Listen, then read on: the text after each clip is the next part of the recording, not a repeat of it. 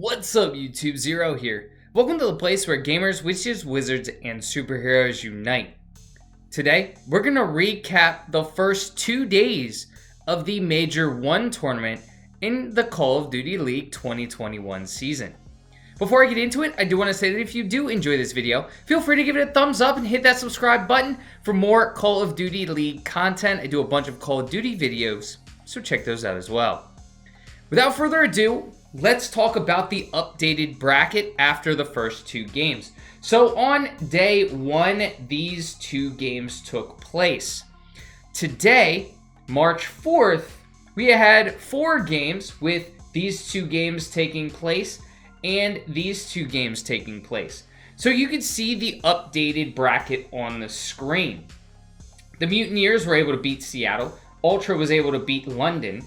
Then the Ultra was able to go on to beat the Rocker. The Mutineers were able to go on to beat Legion. And in our winners bracket, Optic was able to take the Subliners and the Guerrillas were able to take the Thieves. What happened? What happened? Let's take a look at the standings. Let's look at Group B versus Group A. FaZe, Chicago, LAG, Paris Legion, Toronto Ultra, and the Mutineers. Group A, the Empire, Thieves, Subliners, Rocker, Surge, and Ravens. What happened to Group A? So let's go and take a look at the scores. We have in our first matchup, the Ultra taking the Ravens. 3-2, very close matchup. So here are the scores on the screen, and I do have to mention that the Ravens were put in a very unfortunate situation. If you've watched my videos before or you've watched the Call of Duty League, you know that Zero is currently stuck in Europe because of visa issues. Well, unfortunately, the day before this game took place, Alex had to head home because of personal issues. I do wish him the best. Alex, if you watch this video, I wish you the best and I hope everything is okay. So Zed was thrown into the lineup.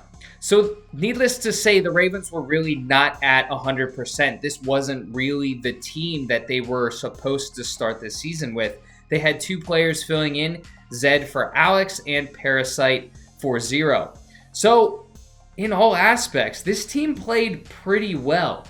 Unfortunately though, Toronto Ultra does seem like they are starting to turn it around. They were dominating this first hard point. I'm surprised that the Ravens didn't get a 100-point club. At one point, I looked up and the score was like 70 or 80 to 3.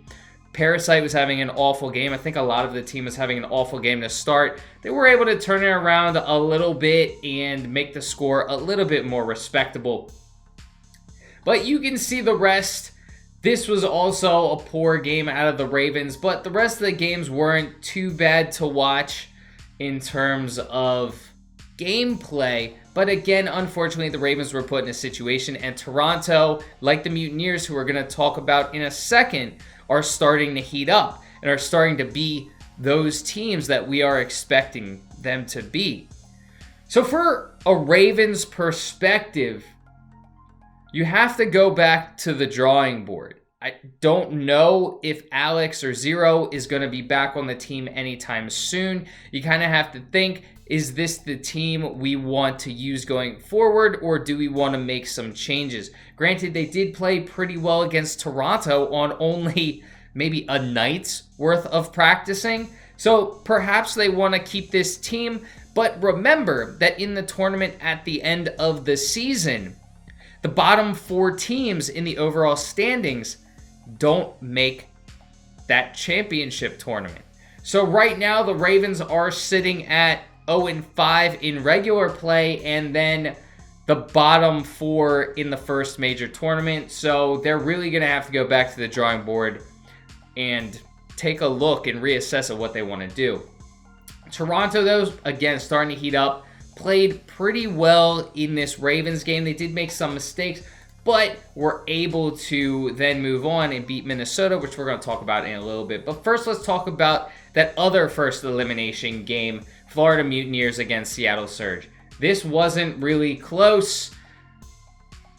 In a couple of the matches, you have Florida 3-0ing Seattle. You have Florida again beating Seattle pretty handily in the second search and destroy. The first few matches were close. I think Florida kind of threw this away a little bit with some mistakes they were making. I know Seattle had a couple of players step up in a couple of these games, but unfortunately, in these bottom games, they just looked like the normal Seattle.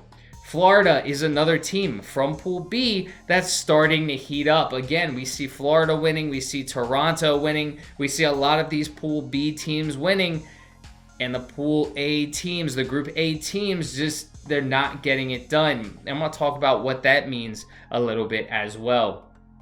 Seattle's going to have to go back to the drawing board. They're going to have to see. This is the team they decide to go with. Unlike the London Royal Ravens, this is the team they wanted to play as. They got one win in the group play, which was over the Royal Ravens, and now they come in one of the last spots in this first major tournament. So they may have to reassess and see if they want to replace some players on their teams. But the good news is, I think it was on the control. No, it was on the hard point. It was not on the control. I'm sorry. It was on the hard point. That second hard point where Skies was just going off. At one point, he was on an 11, 12, 13 streak to start the game, 11-0, and then he was killed by his teammate, which actually doesn't count as a death. He eventually went on to go to like 13-0 before the Seattle Surge were finally able to kill him. So a great game out of Skies. This whole matchup was just a blowout. Awakening was going off, etc. So those two are really starting to heat up. I mean, Awakening's been pretty good, but Skies is starting to heat up, and that's scary for the competition. So we talked about these two games. Now let's talk about the next game, the biggest upset of this tournament so far. LAG takes down LA Thieves. Let's look at this group play again. LA Thieves, 4-1. They lost once, and it's to the defending champs. The Gorillas lost 3 times, only got 2 wins, and were able to take down the Thieves.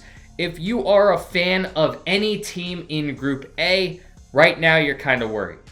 Now you're kind of thinking, the Gorillas beat the Thieves. Ultra beat the Ravens. Mutineers beat Surge. And then, as we're going to see in a little bit, Ultra beat the Rocker.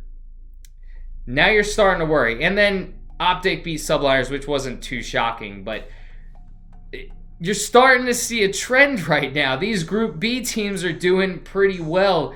This, rightfully so right now, deserves the name Group of Death. So let's take a look at this game. This was an interesting game. Definitely a lot of mistakes on the Thieves side. The Gorillas were playing like a well-oiled machine. They were doing very well. Teamwork makes the dream work, and the Gorillas proved that. They were doing well. They're a veteran team. They know how to learn from their mistakes. The Thieves are still a veteran team, but maybe not as much as the Gorillas. They have a bunch of players who have been around the block for a very long time. So the Thieves did make a few mistakes, which cost them the search and destroy, which probably shifted momentum. They also made some mistakes on the control, but getting 3-0'd in a game that you're expected to win, it was exciting being a fan just of Call of Duty League on the outside looking in. If you're a Thieves fan, you're probably not too happy. If you're a Gorillas fan, you're probably putting your hood up right now because the Gorillas took it down. I'm interested to see how the Gorillas now do against FaZe, who did beat them in group play, but they have this momentum now. They beat the Thieves. They're riding high. It's going to be a very interesting matchup when we do see that. The Thieves, going forward, they're facing the Ultra, and the Ultra are starting to look better. This is going to be an interesting matchup. And then let's talk about this matchup here. Optic Chicago against the Subliners, where this wasn't even close. The Subliners did not show up today, and everyone on Optic showed up today. I'm not sure I can say there was one player on the Subliners that actually did well. It was just a bloodbath. These games were not close. Optic was just running all over them. And again, like I mentioned earlier, if you're a fan of teams from Group A, you're a little worried because the Subliners did well against the Thieves. They did well against the Empire. They couldn't muster anything against Chicago. So what does that say? Well, maybe the teams in Group A are overrated. Maybe Subliners had a bad day. But we know what Optic brings to the table. They're a great team. They're one of the top 3 teams in the league. And the Subliners just weren't able to compete. So now when we go and look back down here, you have a team that just got stomped on. Now, we know the Subliners are a team that has a very good veteran player who helps the team learn from their mistakes, but you are riding a low right now. You got demolished. You have a team, the Mutineers, who have now gone through a few teams who are riding a high, which, let's talk about that now. Let's talk about the Mutineers against Paris Legion. They were able to win 3-1 in pretty close fashion in most of the games. The first game, Paris was able to demolish, but a lot of the other games, it was really close. But like I said earlier, Skies is starting to heat up. Slacked is starting to heat up. Awakening has been on fire. A few mistakes out of the young gun Neptune in the Search and Destroy, which almost gave Paris Legion the win. Neptune did die first a lot in this Search and Destroy, but the other players were able to clutch up, and Neptune started picking it up towards the end of this Search and Destroy. Very close games. This came down to the wire where Florida was able to win an offensive round 5 for Control, and then the Raid, again, another one that was very close. Very interesting game to watch. Paris may want to go back to the drawing board, see if they are happy with the team that they have. Fire, potential Rookie of the Year candidate, was actually on fire in a lot of these games, did very well. But there were some players who may not have played as well as you want them to in a game like this. But like I said, Florida's starting to look scary, starting to look like the team we thought they were going to look like. Skies is heating up, which is huge. Slacked, which was the biggest question mark, is starting to play very well.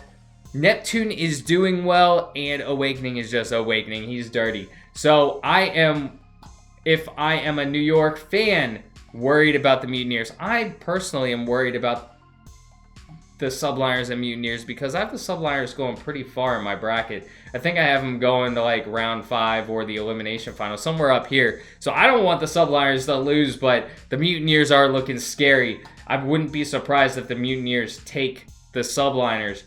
And the same thing down here. Again, the Ultra is looking good. The Thieves maybe not looking as good. And again, we already talked about it. Teams from Group A not looking that good. So if you are a fan of the Empire, you have to be a little scared right now. Optic, great team, looking really good against the Subliners. Empire did not look very solid against the Subliners, so we'll see, but that's going to be a very interesting game. Now, the last game, really close matchup between these two. The fight for the King of the North. This was an absolutely fantastic matchup. I actually have this up already. So you have Toronto, who took the first hard point. Rocker, that took the second Search and Destroy in a very close one. Then a bunch, this wasn't as close. The Toronto Ultra were able to step it up against a really good S&D team in the Minnesota Rocker. But all of these games were really close, really interesting to watch. But players starting to step it up on the Ultra, especially Bance. Method is going to be Method. He's a great player. Cammy was doing pretty well. Kleenex has been kind of hot and cold, but Bance really stepped it up to help this team out so far throughout this tournament. If he can remain hot, I think this team can beat the Thieves, and I'm sure that's scary for a lot of teams' brackets. I'm sure a lot of people have the Thieves going to the major and even winning the major. So this is going to be a really interesting matchup to watch. But again, like I said, some of these bottom 4 teams, I already talked about these 3 a little bit. I didn't really talk about the Rocker. The Rocker have a pretty solid team. I'm not sure they're going to go back to the drawing board really and say maybe we need to reassess who we have on our team. They may just chalk this one up to maybe a bunch of mental mistakes, a couple of errors, maybe some things that they need to clean up. But right now, I wouldn't look to the Rocker making any changes. Seattle, I would definitely look to make some changes. London is in a weird spot. Like I said previously, they're not playing with their full roster, so I don't know where you go if you're London. Do you say, this game was close against the Ultra, let's stick with this team? Or do you say, we really have no time to waste, let's grab some of the top amateur players, I want to say, because there are a bunch of former pros in the amateur scene who are probably ready and willing to step it up. Outside of Zed and Parasite, you have Kismet, you have GodRx, you have a bunch of pro players who are looking pretty scary in the amateur scene. The Rocker, I'm not sure they're going to be looking to do that. And Paris, I don't know about Paris. They've been an interesting team. They've played well in a few games, and they've played awful in a few games. So it'll be interesting to see what Paris does. They may give it one more tournament before they go back to the drawing board and see how well they do in that tournament. So here is the updated bracket after the first 2 days. We have Empire against Optic. We have FaZe against the Gorillas. The Subliners and the Mutineers, the Thieves and the Ultra. These games are taking place tomorrow, March 5th. So be on the lookout for a video where I update on those and talk about those matchups. Thank you for tuning in. And again, make sure you hit that thumbs up button and hit the subscribe button for more Call of Duty League content. Check out my Call of Duty videos. I do a bunch of Call of Duty videos, so check those out as well. Well, until next time, peace.